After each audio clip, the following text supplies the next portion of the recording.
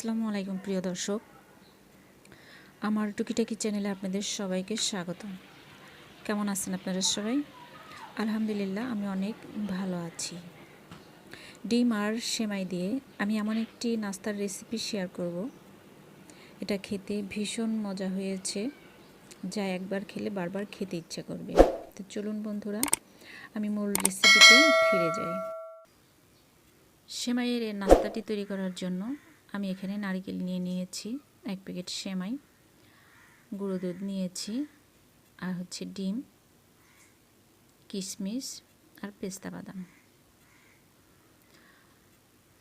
তো প্রথমে আমি 1 প্যাকেট সেমাই থেকে অর্ধেকটা পরিমাণ আমি সেমাই নিয়ে নেব, আর গুঁড়ো দুধ নিয়ে নেব 2 প্যাকেট, আর একটা ডিম নিয়ে নেব। যেহেতু আমি 1 প্যাকেটের হাফ সেমাই নিয়েছি, তো এখানে আমি একটা ডিম নেব, 1 চামচ সয়া সস আর 1 চামচ ঘি। এবার আমি সমস্ত উপকরণ হাত দিয়ে খুব ভালো মতো মেখে নেব। আমি এখানে 1 প্যাকেট সেমাই থেকে হাফ প্যাকেট নিয়েছি, আর ডিম একটা নিয়েছি। আপনারা 1 প্যাকেট সেমাই নিলে অবশ্যই 2টা ডিম ইউজ করবেন। আর নিয়ে নেব 1 চামচ চিনি। এবার আমি হাত দিয়ে খুব ভালো মতো মেখে নেব, আর দেখতে হবে যে আমার এই সেমাইটা এভাবে হাতের মুঠি হয় কি না। এরপরে আমি সেমাইটাকে 10 থেকে 15 মিনিটের জন্য ঢাকনা দিয়ে ঢেকে রেখে দেব। এদিকে এই চিনিটা গলে আসবে। ফিরে এলাম আমি 10 থেকে 15 মিনিট পর।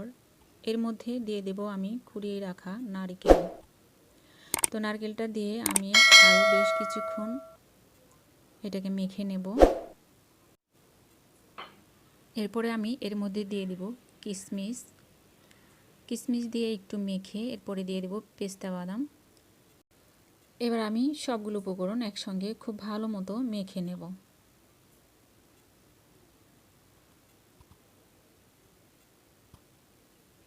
তো আমার মাখা হয়ে গিয়েছে। এবার আমি একটা কৌটার মুখ নিয়ে নেব। আপনাদের কাছে ছোট ধরনের কোনো বাটি থাকলে বাটিতে নিতে পারেন, আর ছোট ধরনের বাটি না থাকলে এরকম কোনো ছোট কৌটা মোটার মুখ টুক থাকলে তো সেই কৌটার মুখে এভাবে আমি দিয়ে হাত দিয়ে চেপে চেপে নেব।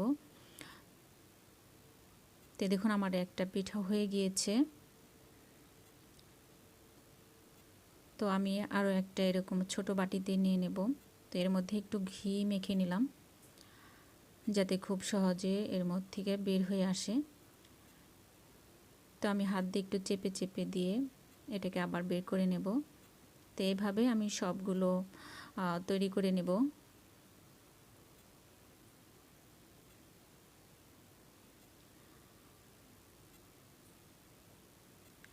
তো এই দেখুন আমার অর্ধেক প্যাকেট সেমাই থেকে 5টা পিঠা বা চপ যেটাই বলেন আর কি, ডিম দিয়ে সেমাই পিঠা তৈরি হয়ে গিয়েছে। এবার ভাজার পালা।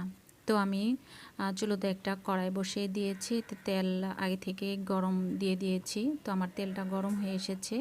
এর মধ্যে আমি এক এক করে সবগুলো পিঠা দিয়ে দেব। তো সবগুলো পিঠা দেবার পরে খুব সাবধানতার সাথে এই পিঠাটা উল্টাতে হয়, নয়তো এই সেমাইয়ের পিঠাটা ভেঙে যেতে পারে।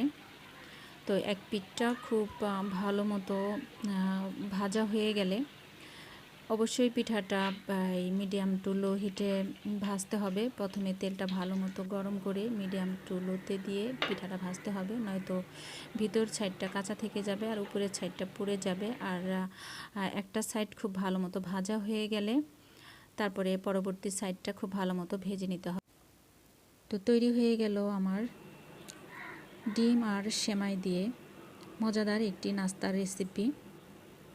ঝটপট তৈরি করে দিতে পারেন সকাল কিংবা বিকালের নাস্তায় অথবা বাচ্চাদের টিফিনে। খুব মজাদার এবং টেস্টি একটি রেসিপি। এই রেসিপিটা খুবই টেস্টি এবং হেলদি একটা রেসিপি। যে কেউ খাইলে বারবার খেতে চাইবে এই রেসিপিটা। তো বন্ধুরা, আমার রেসিপিটা যদি ভালো লাগে তাহলে কমেন্ট করে জানাবেন আপনাদের মূল্যবান মতামত, এবং ছোট্ট একটি লাইক দিয়ে পাশে থাকা ছোট্ট বেল আইকনটি অল অপশনে প্রেস করে দেবেন। আর আজ এ পর্যন্তই, আবার দেখা হবে নতুন কোনো ভিডিওর মাধ্যমে। সে পর্যন্ত আপনারা ভালো থাকবেন, সুস্থ থাকবেন, আর আমি বিদায় নিচ্ছি। আল্লাহ হাফেজ।